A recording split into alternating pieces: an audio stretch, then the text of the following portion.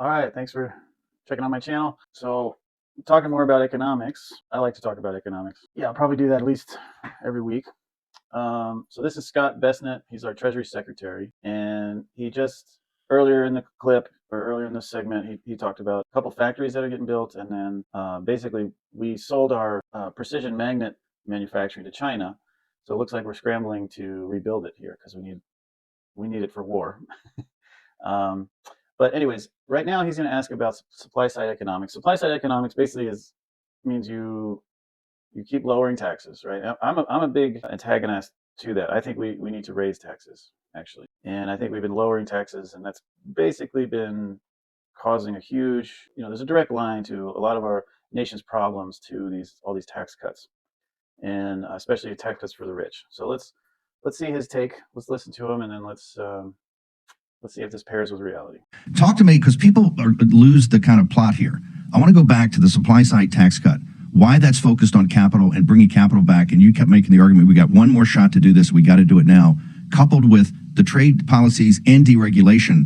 That's MAGA economics, right? And it's focused on getting the economy growing again after the hit on the pandemic and, of course, the fiasco of the Biden years. So right off the bat, I mean, what do you describe? Deregulation, tax cuts for the rich. Yeah, I mean, he basically described Reaganomics. Here this really disappointed me in Bannon. I thought Bannon was, a lot of what he said I was starting to agree with, but this is really disappointing me. I mean, Trump, MAGA, it really ran against Reaganomics, right? They were going to do something different. Supposed to be revolutionary, but it's the same bullshit. Reaganomics that we had in the 80s. Clinton basically ratified, he was more Reaganomics. He deregulated the banks. Bush did more tax cuts. Obama did nothing to reverse it. In my opinion, Obama was just a continuation of the Bush presidency. And then, yeah, Trump, more tax cuts. So, and now he's saying, oh, this is the last time we can do this, which is really, really code for there's nothing left to steal. There's nothing left in the public coffers. They can't cut taxes anymore. That's really that's what he's saying by this is the last time. So again, we tried this in the 80s, tried it in the 2000s, tried it with Trump, and I mean things. I don't know anybody that thinks things are headed in the right direction. I mean, to me, things just keep getting worse. The currency keeps getting debased, and here we are. So all right, we're gonna try it one more time. Sir. So Steve, whenever you have capital expenditures, jobs always follow. Jobs always follow. So we are going to see this CapEx boom. And again, this magnets facility here, there were 800, and it's still continuing. There are 800 construction jobs going on as they're building. Those will keep going as this facility gets 6-8 times bigger. And every line they add is 300 permanent jobs. So, I just think we are at the beginning of this liftoff that I wish that we could have thrown a switch and the jobs and the manufacturing would have come right back. It is a process. So he can throw a switch. This is one example. I guess one little bit of good news. What kills me is we got to free up the capital by giving tax cuts. Well, I mean, all these Boeing, it's very easy to look up the profits of these companies. Like they are making shit tons of money. Why do we need to give them more money? Why do we need to basically mortgage our future? And hopefully they make a factory. Maybe this is one factory, 800 jobs, 300 jobs. That's like nothing. Okay, yeah, it's good, good for them. What I should also point out is he's kind of right. In the short term, when you do these tax breaks, yes, things do get better in the short term, right? You're flooding the market, you're flooding the economy with money. So, people, there is a short-term benefit, right? And so, but what kills me is long-term, you're mortgaging your future, right? Just look at our debt, look at our national debt. We can pull up those numbers later, but everyone knows, I mean, the debt is just exploding. I think 3.5-4 trillion a year. Basically every quarter we're borrowing $1 trillion.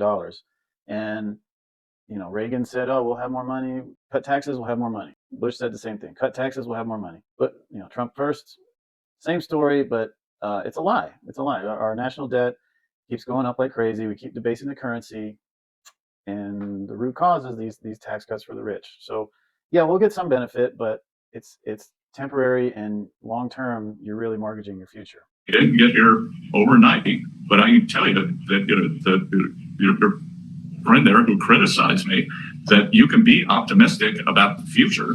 The house got burned down, and it takes a while to rebuild it. And we are rebuilding it from the foundation up. The foundation of this, the concrete that we poured, was this tax deal. So we've got the yeah, I don't understand. How is this the foundation? So we cut taxes again for the rich, and what foundation? I don't understand. That's the beginning. No, we don't have to have tax cuts for the rich for us to build factories. That's a false dichotomy. And my thing is we have to go back to the New Deal, which is under the New Deal we had huge manufacturing capacity, but taxes were high, and the government had jobs programs, ensured that people had jobs. Now it's like, well, we hope, maybe, kind of, sort of. If you listen to his language, I mean, he will tell you, I think this is the beginning. I hope. So he doesn't really know, and I'm willing to bet that this is one of these career wrong people that he's basically paid to be wrong. Foundation, and now we are starting to rebuild our economy. And one of the answers to this affordability crisis, there are two parts to it. Part of it is, stopping the price increases, bringing the prices down where you can for things, like gasoline, like certain foods. But then on the other hand, the real home run is real wage increases, which we saw under President Trump's first term. Our hourly workers did better than supervisory workers. The bottom 50% of households net worth went up faster than the 10%. And look, the Wall Street Journal can take a shot at me when I talk about Main Street prosperity, but I call it parallel prosperity. Wall Street has done well, exceeded everyone's expectations, and it's called the Wall Street Journal for a reason, not the Main Street Journal. And so this comment's very telling, right? So I guess the Wall Street Journal made an article about how this is not helping Main Street, right? It's not helping the average American.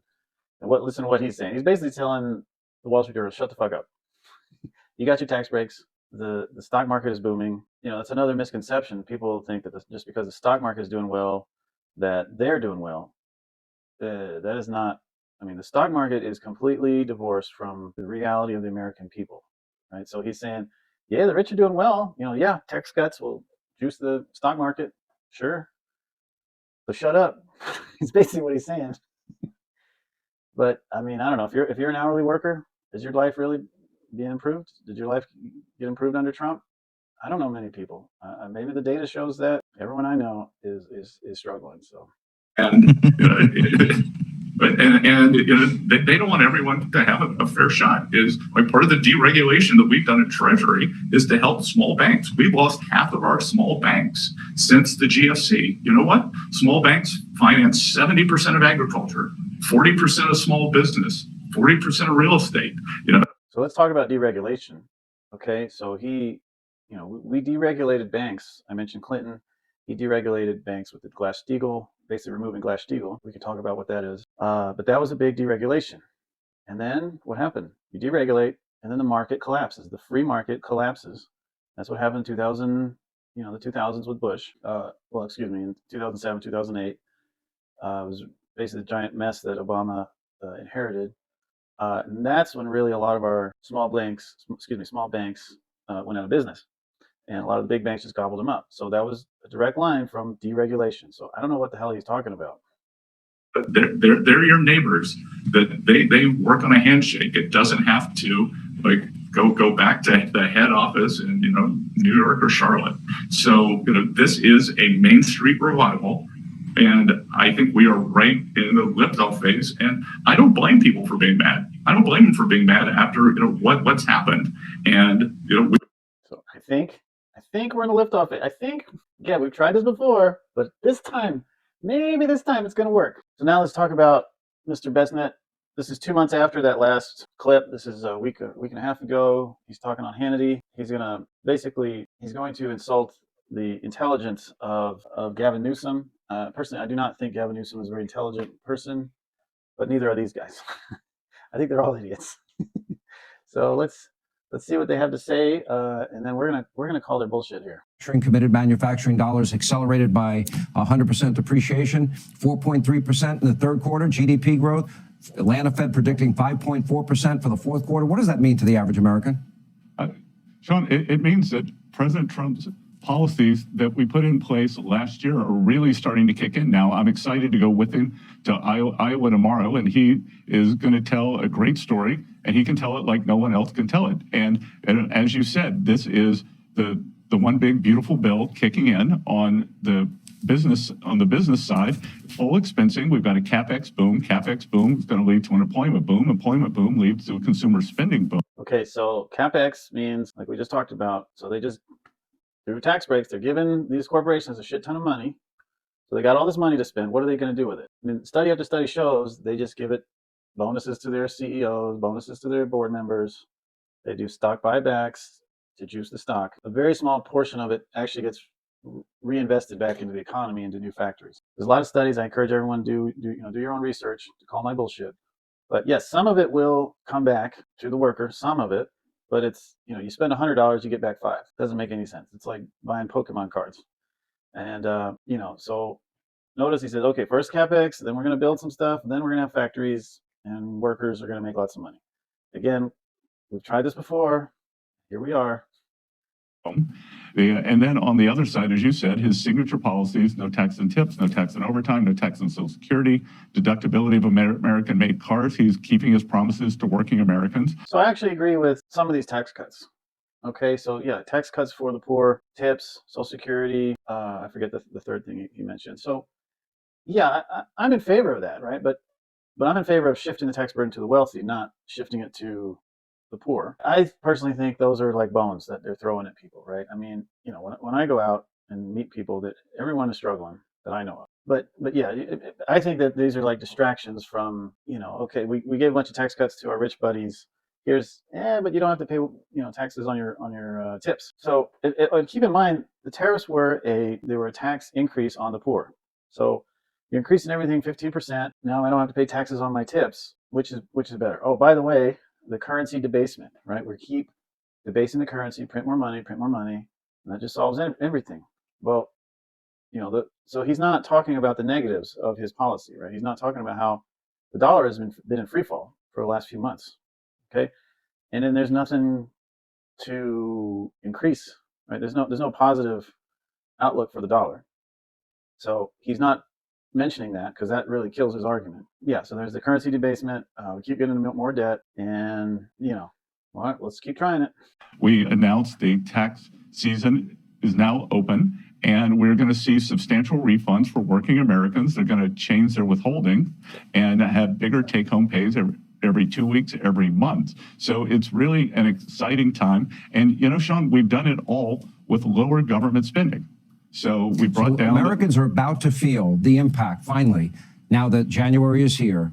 Finally, we're going to feel the impact. So let's. I mean, this is basically Trump's 5th year, right? He's had 5 years. Let's hold his feet to the fire. If you're a Trump fan, hold his feet to the fire. Okay, after 5 years, finally, maybe in year 6, Americans' lives will get better. That's basically what he's saying. The president's economic policies. Working men and women will feel and see the difference every week. And of course, and Sean, as you said, inflation's coming back down towards the Fed's target. We're seeing rents drop. We're seeing gasoline drop. We're seeing President Trump out there fighting every day for lower drug costs, and we're going to see that. And again, affordability has 2 components, and we're going to see real wages go up for working Americans. So controlling cost, wages up, and as I said, these big tax refunds. So I think we're going to have a boom in 2026. And Sean, the important thing. All right, so we're going to call Mr. Bestnitz. Let's see, is he right? Let's call some BS here. So this data is taken off of what's called the St. Louis Fed website. So the Fed takes all this data constantly, and you can go and see, right, what he's talking about. So basically, he's making the case that things are getting better. We've already gotten gas prices under control. We got housing prices, rent prices. But let's see. Let's look at the data and see what he's talking about. So Case-Shiller home price. So this is if you want to purchase a home. Let's see. This is COVID, right? 2019, 2020. You see housing prices spiked quite a bit, right? Did your income spike? No, probably not. All right, this is rent prices. So he just made the claim that we've got rent prices under control. You can see they are kind of coming down a little, at least. No, well, they're still going up, but they're starting to taper. They're still going up. So again, is your, from 10 years ago, 2015, they're at 300, a little less, 290. Now they're over 420. So basically rent prices have gone up, 20, 30%. Has your income gone up 20, 30% in past 10 years? I don't know. I don't think most people's has. Okay, food starting to taper. I guess it's tracking to historical. All right, we'll give them credit for that. When I go to the grocery store, I still pay a crap ton of money, but okay, we'll give him the benefit of the doubt. Let's see what's next. Cars. So price of cars, it spiked. Looks like it came down a little bit from, still above the pre-pandemic levels. So, relative to 5-6 years ago, they still spiked. Okay, they're not crazy. So I guess that's, we'll give them half credit. We'll give them half a gold star. Consumer price index. This does look like things have gotten under control. I'm like really suspicious of this number though, because they fudge it. They massage this number. It's a number. Any number that the government puts in your face often, they're probably lying to you with that. So I don't know. We'll give them half a gold star for this. Okay, so school fees, childcare. This is if you have a child or multiple child. This is basically what does that kid cost you, right? Tuition, school fees, childcare keeps going up. I don't see any improvement here. So for average Americans, things are either the same or getting worse. Yeah, for his point earlier, his buddies on Wall Street are doing great, but for the bottom 80%, the bottom 90% of income earners, this looks like things are getting the same or worse still. Let's keep going. All right, this is for colleges. So this is interesting that cost of college is coming, at least staying flat. Okay, so at least it's not getting worse. One thing I would highlight, another big point that Mr. Bessent doesn't mention is part of the reason these costs are coming down is nobody has any money, right? Nobody has any money for college anymore. Everyone says college is a scam. So, is this point in their favor, or is it just the system, more of the system kind of unraveling? I don't know. I tend to believe it's more the system unraveling than their policies are actually helping. But let's see what else we got in here. Okay, yeah, total debt. So this is a big thing. So this is total household debt. And you can see it's just keeps going up. The debt is, that's the road to poverty, and this road keeps getting bigger. More people on this road. So, he's not mentioning this. And then our gross domestic product. So the Fed is predicting 5% over 5.5. So, all the economists that I'm listening to and reading, they're saying that's bullshit. Basically, there's no way we're going to grow 5.5%. I hope Trump is right. I hope we do. If you listen to Michael Hudson, he's a wonderful economist. He understands the banking system better than anybody. He would say much of this is phony money. It's like accounting. It's basically just all still with the money printing and debt servicing. It's not really adding value to anybody's lives. This economic growth. So, but hey, 5%. Let's see if he's right. Let's see if the Fed is right. Let's see if Trump's right. But again, we should be asking ourselves: is my life improving 5%? The gross domestic product went up 5%. Is my life? Did it improve 5%? I think that's the way we should be thinking of it. How many folks are in agreement that my life has improved 5%? I don't know. Leave a comment, please, if you do. All right, and that's all. So let's see. Let's go back to let's see what Mr. Hannity and Bessent had to say. Several years. And interest rates will be down significantly. They're already down quite a bit. Let's talk about the prime minister, or if you prefer, governor. Yeah, interest rates going down is going to increase housing prices, and it's going to increase the debt, which will lower the dollar. So again, it's more inflation, interest rates going down. It's good if you own a home, good for you. I'm okay with inflation. I own a home. But for folks that do not own a home, it makes it more and more difficult for you to get into that market. So this helps, the middle class, the upper middle class. If you're an hourly worker, trade, if you're basically below the 80% line, 80 percentile, then this is not good for you, what he's saying. But he's trying to sell it to you that it's good for you. Of Canada, and him threatening to, break economic alliances with the U.S., go with China. The president has threatened 100% tariff. What impact would that have? It would be a disaster for Canada. I was in the Oval with the president today. He spoke to Prime Minister Carney, who was very aggressively walking back some of the unfortunate remarks he made at Davos. And Sean, I'm not sure what the Prime Minister was thinking. Of course, Canada depends on the U.S. There's much more north-south trade than there could ever be east-west trade. He talks about middle countries having to do their own thing. And I'm old enough to remember when... So what he's talking about is the Prime Minister of Canada at Davos basically said we can't trust the United States anymore. They're threatening to conquer us. They're threatening to take over our country. So, can we really work with Trump anymore? Is what Mark Carney was saying, and he's like, this guy, Essence, like, well, I don't get what he's talking about. Well, yeah, when you threaten to conquer a country, people inside tend to not take it too well. So, and he's like, well, I don't understand. What's the big deal? But he knows he's not that dumb. He's dumb, but he's not that dumb. French President Francois Mitterrand tried to go down that route. It failed back in the 80s. It'll fail now. And Canada is linked to the U.S., and the Prime Minister should do what's best for the Canadian people rather than trying to push his own globalist agenda. You know what? The American people deserve to get out from under the Biden-Harris economy.